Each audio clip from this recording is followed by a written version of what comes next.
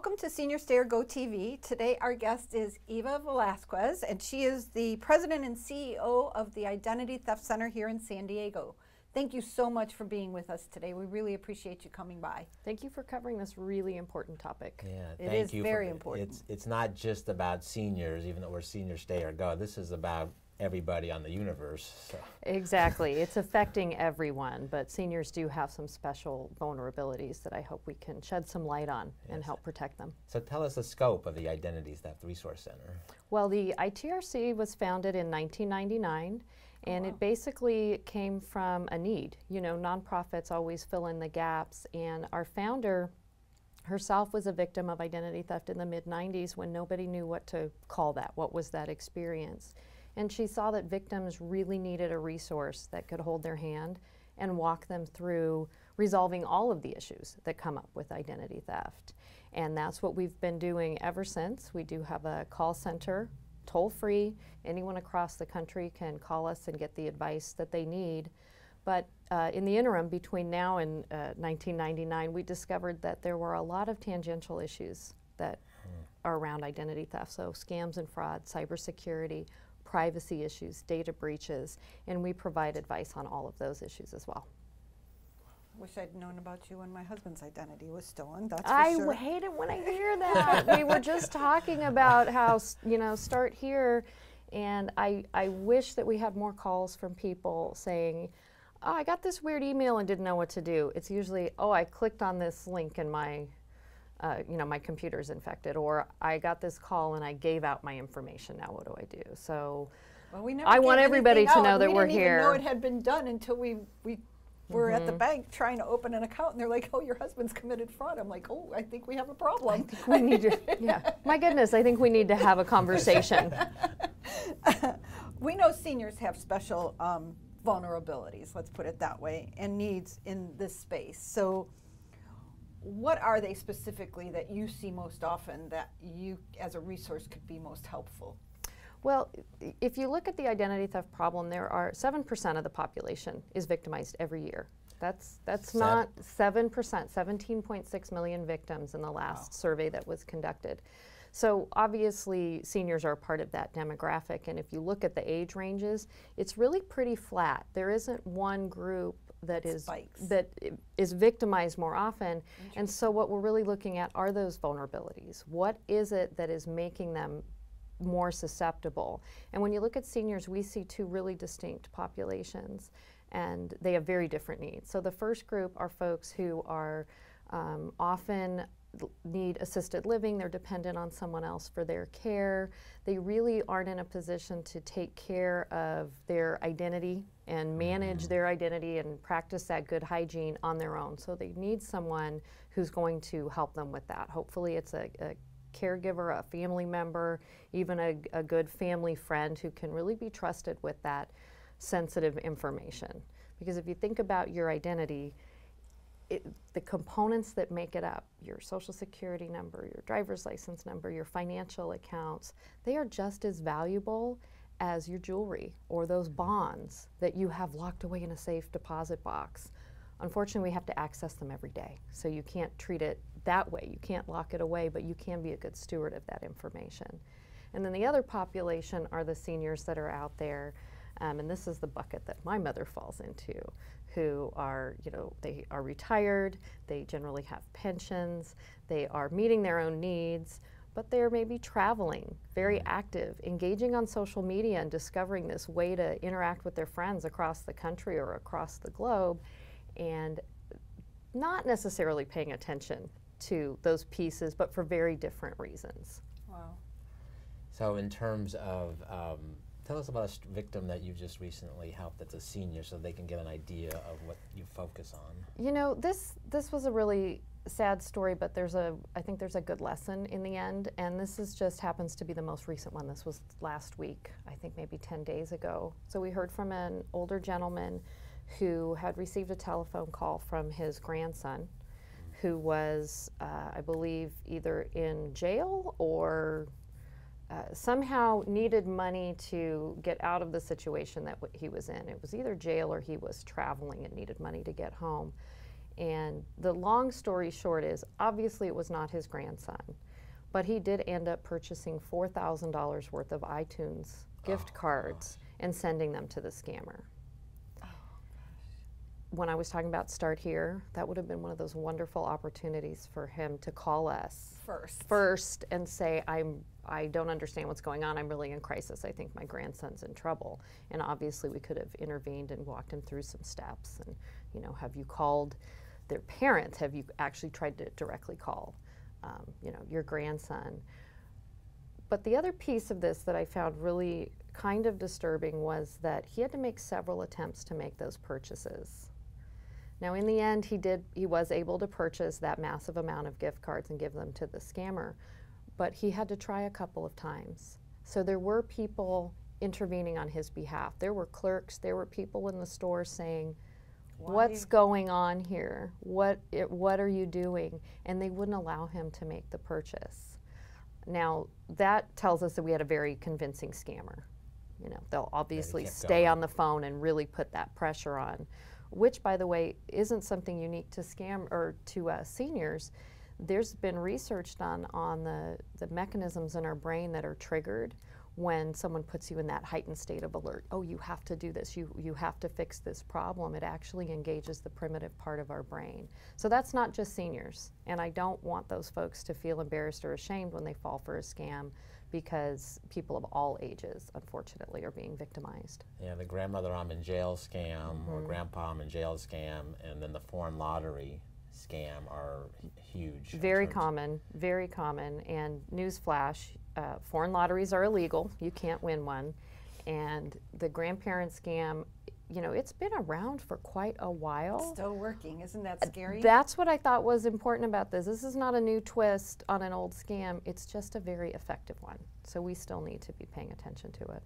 So do you see, I mean, again, obviously you monitor the calls coming in, and I know you said there's no spike, but I would have to believe an 85-year-old, just because they're home all the time and they still answer to the old landline, are they more susceptible? And I think the biggest difference that we've seen is definitely the trust issue.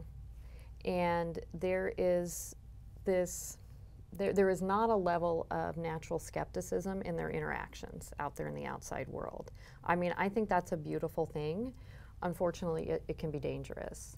So when someone calls and says, this is what's happening, there's a level of belief just because of how they were brought up, how they've engaged in the outside world in the past. And then when we add internet scams and add the internet to that equation, it becomes even more of a difficult proposition, because you know, I'm right on the edge of learning to conduct my life online in my 20s, and so I wasn't born with it. That wasn't part of my childhood, but I was able to kind of make the switch with, this transaction, it's not the same as face-to-face. There's a layer here. And we see with very young people, and now our seniors, that is sort of muddied. It's a little bit more difficult for different reasons. Right. One is because if you're raised with it, it has the same weight. And for them, it's just such a foreign concept. So, well, I'm sitting at my computer and I am being given this information. I'm going to take it at face value. They wouldn't say that. This new Facebook friend of mine wouldn't say they went to high school with me and he's so and so if they didn't really do that. That's just, people don't do that, and unfortunately they do often. And we have to teach our seniors not to give online or faceless transactions, whether it's over the phone or on a computer, the same weight that you would a face-to-face transaction. That's really To me, important. that's really the crux of it. And that's probably one of the better ways for them to protect themselves, is to realize that face-to-face is still much more important. Talking about scams and even just paying attention to your bills, you know, a lot of people just pay their bills online and don't even check, especially their credit card bill, right? They just, oh yeah, it's paid online automatically, no big deal.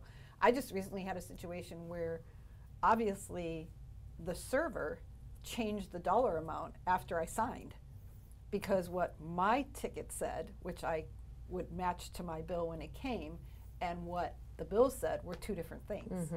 Such old school. Such old school, but it works. Right, right. Well, and it really depends if the card is run. You have to realize that all that technology behind it, there's still a person that's running the card, that's often punching in the numbers. And so, could it be a slip of the finger? That's no, because possible, or it's outright fraud. I mean, we have all of these different reasons why these things could happen. And I mean, legitimate human error happens all the time, but it really is up to you to catch it. And so we really encourage people to keep an eye on their balances and their statements and go through them line by line. It's a little bit tedious. I know that can be time consuming at the end of the month, but it is far less time consuming than dealing with an identity theft case, especially at the beginning. There are studies that show the longer the case goes on, the harder it is to remediate. Oh, for sure, yeah. Yeah. I mean, that's intuitive, Yeah. but they've actually done research and study and looked at the statistics and now have the research to back it up. What is the Identity Theft Resource Center doing for the community? How are you getting the word out? I mean, I myself said I wish I had known you when my husband's identity was stolen. So how do you get the word out? How are you letting the community know you're there as a resource? We have a number of different platforms that we use to reach folks. We have a website, idtheftcenter.org. Every piece of information on that website is completely free to the public. And you can go on there and read our blogs, read articles, statistics and research, and you can get fact sheets about the specific problem that you have. So we are very actively trying to reach that community. We put information out online on a regular basis. We also have the toll-free call center number, which is a referral number across the country. 211 refers people to us, many local law enforcement agencies, even the Federal Trade Commission, who's another great resource for identity theft victims. So we're both trying to reach people by engaging in the community like this and getting the word out, but also from the top levels where the victims are coming into other organizations who can't help them and being a referral for those folks. Well, I think it's important that they understand that they're not alone out there. And that's because they say most people that are victims of the scams, they're embarrassed, they're ashamed, they can't believe that they got sucked into this, and so they just go into hiding. And if you can just convince them that you're one of millions, not thousands, but truly millions that are being victimized, hopefully they'll give you a call. They'll come forward. I think we need to have a shift in how we think about becoming a victim of a scam and what that looks like. It has gotten so complicated out there in our world. Totally. We engage professionals for a lot of different needs without embarrassment. So if you break your leg, you have to get professional assistance from a doctor to set the bone and put the cast on it and do the x-ray, and we just kind of go, well, yeah, I mean, I can't handle that myself. I needed a professional opinion. Well, with a lot of these issues, it's the same way. It doesn't mean you can't take care of yourself. It doesn't mean that you're stupid or incapable. It means you need some professional advice on, hey, is this a scam? Hey, what does this mean on my credit report?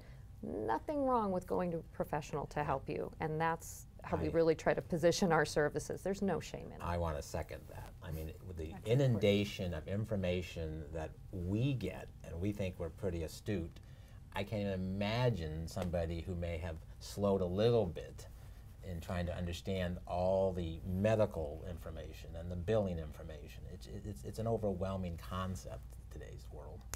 It's a great point that we're being bombarded. And I think it's important for seniors to realize that anybody can fall for a phishing scam. I fell for one recently.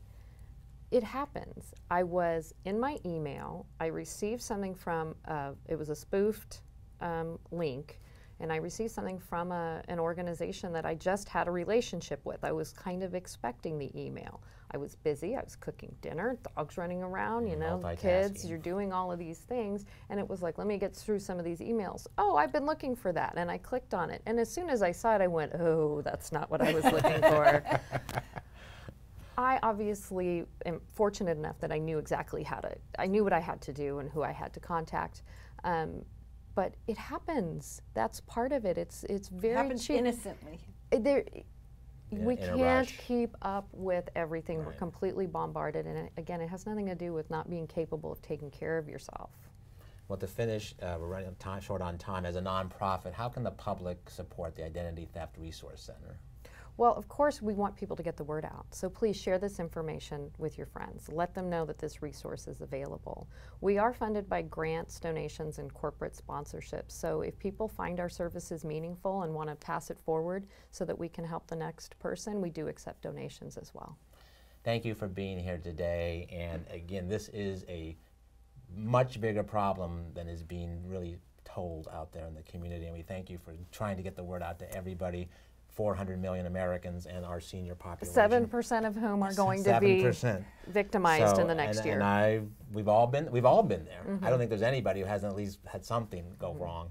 So stay tuned for more Senior Stay or Go TV.